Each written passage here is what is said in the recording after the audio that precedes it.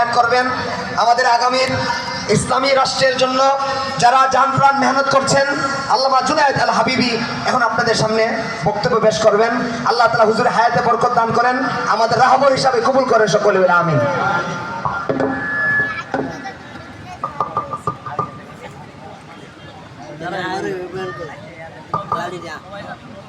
আসসালামু আলাইকুম ওয়া রাহমাতুল্লাহি ওয়া বারাকাতুহু।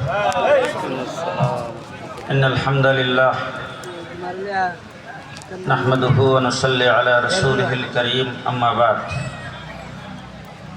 ফাআউযু বিল্লাহি মিনাশ শাইতানির রাজীম। বিসমিল্লাহির রাহমানির রহিম। ইন তানসুরুল্লাহা ইয়ানসুরকুম ওয়া ইউসাব্বিত আকদামাকুম। সাদাকাল্লাহুল আযীম। বুজুর্গানি মুহতারাম, হযরত উলামায়ে কেরাম,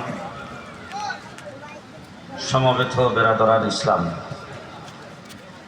এতক্ষণ পর্যন্ত দেশের শীর্ষস্থানীয় উলামায়ে কেরাম আপনাদের সামনে ওয়াজ ও নসিহত পেশ করেছেন। আজকের এই মাহফিলে হযরত মাওলানা ওবায়দুল্লাহ মাদানী সাহেবের দেশের শীর্ষস্থানীয় উলামায়ে কেরামের সাথে সম্পর্কের কারণে এবং ওনার প্রতিষ্ঠিত এই উম্মুল কুরা মাদ্রাসায় আমাদের সকলের অন্তরের মহব্বত ও ভালোবাসার কারণে ওয়াজের বড় বড় জাহাজ আপনাদের এখানে উপস্থিত হয়েছে এবং হবে। বিশেষ করে সুলতানুল ওয়াইজিন, আমার সন্তান তুল্য হযরত মাওলানা খালিদ সাইফুল্লাহ আইয়ুবী, বারাকাল্লাহু ফি হায়াতি, আল্লাহ তাকে সুস্থতার সাথে নেক হায়াত দান করুন। তিনিও এইখানে এসে বসা আছেন, আপনাদের সামনে আসবেন। আমি গড়ের মুরগি ডাল বরাবর, আমি আপনাদেরই মানুষ।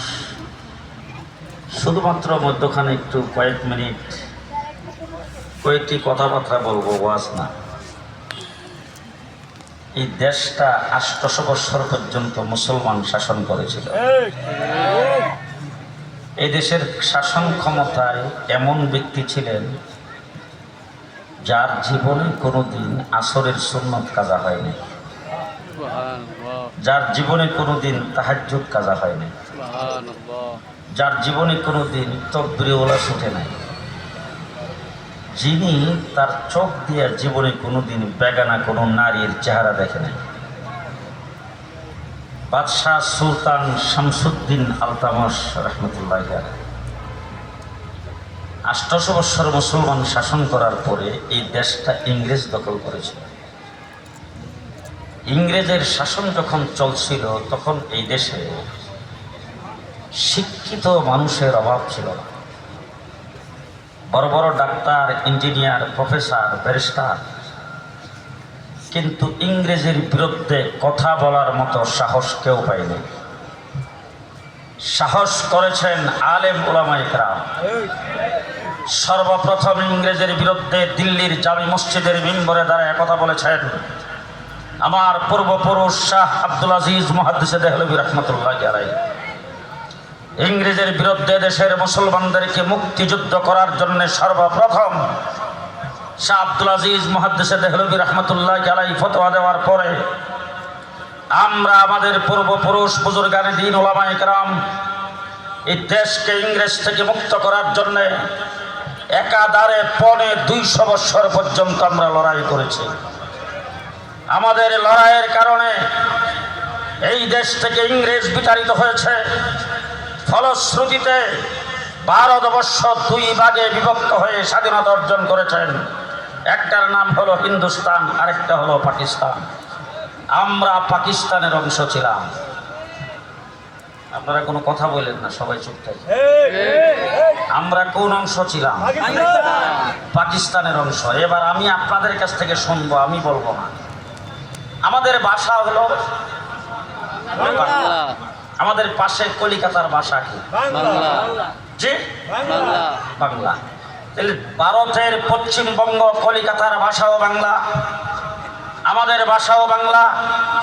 ভাষাগত পার্থক্যের কারণে যদি স্বাধীনতা অর্জিত হতো তাইলে আমরা বাংলা ভাষাভাষী হয়ে পাকিস্তানের অংশ হলাম আর কলিকাতা হয়েছে হিন্দুস্তানের অংশ।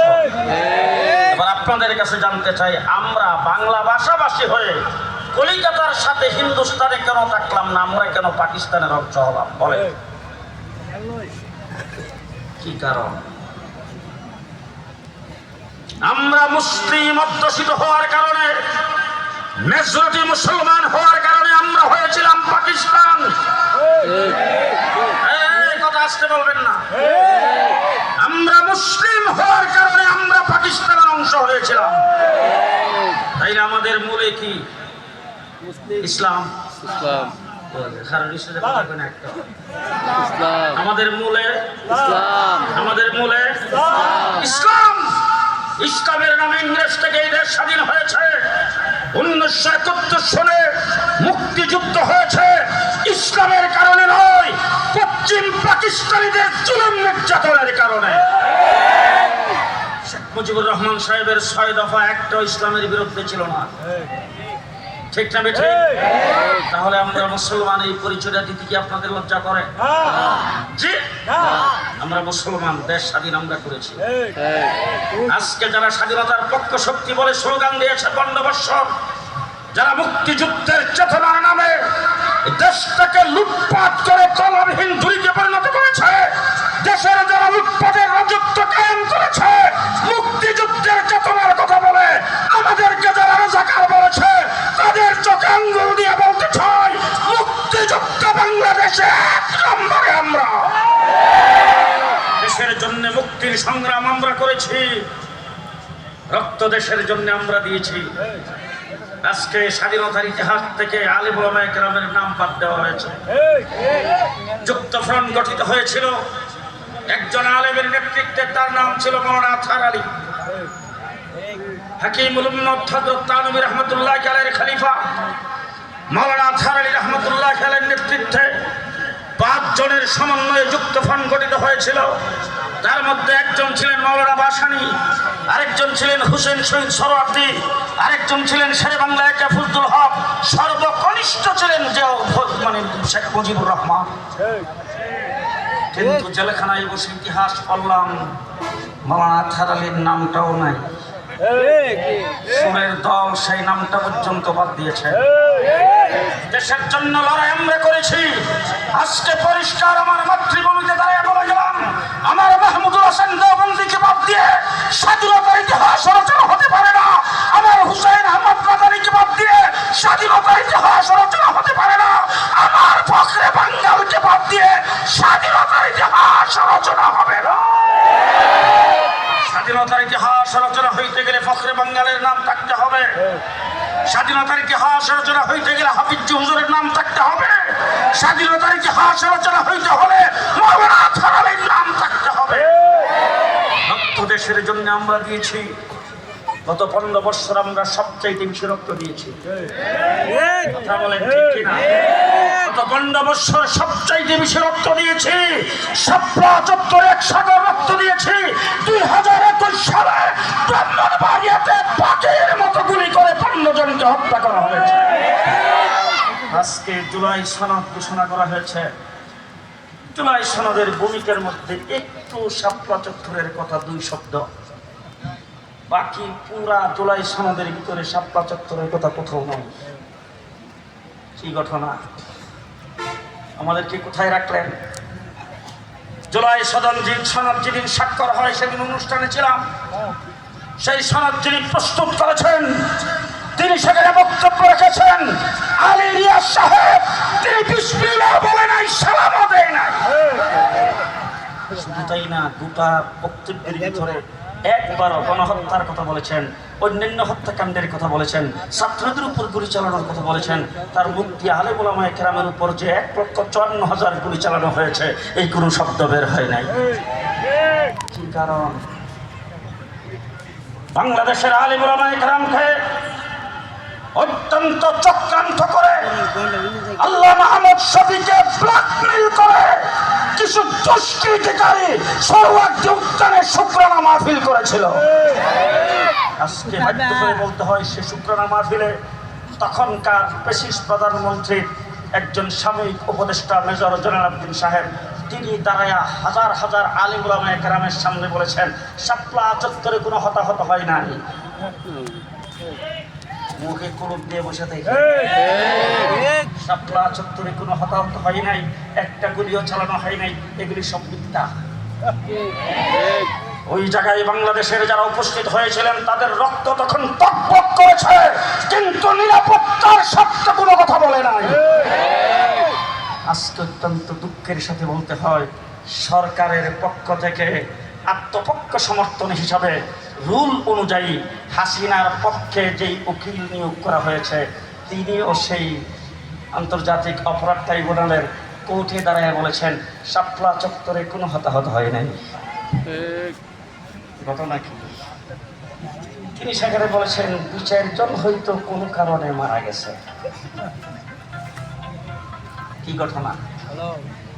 তিনি সেখানে বলেছেন বিভ্রান্ত করা হয়েছে, আমরা নাকি ছোট ছোট বাচ্চাদেরকে সেখানে নিয়ে গেছি আন্দোলনের নামে, আমরা সেখানে নাকি রাত্র উদযাপন করেছিলাম সরকার পতনের জন্য। পরিষ্কার ভাষায় বলতে চাই, শাপলা চত্বর নিয়ে বিভ্রান্তিমূলক কথা বলবে আবার আন্তর্জাতিক সে অপরাধ ট্রাইব্যুনালে থাকবে, তা হতে পারে না। তাকে অনতিবিলম্বে সেখান থেকে প্রত্যাহার করতে হবে। আন্তর্জাতিক অপরাধ ট্রাইব্যুনালের কোনো উকিল সে থাকতে পারে না, সে হাসিনার সাথে আসামি হবে। ঠিক না ঠিক? ঠিক না ঠিক? আমার ব্রাহ্মণবাড়িয়াতে হত্যাকাণ্ড ঘটাইছেন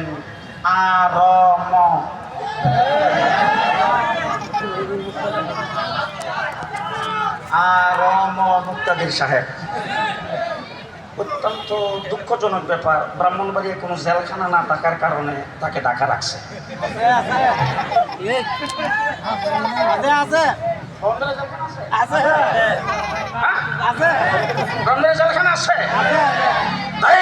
ব্রাহ্মণবাড়িয়ার বিশেষ কাছে দাবি করতে চাই, আমাদের দেশের আসামি আমাদের জেলখানায় থাকবে।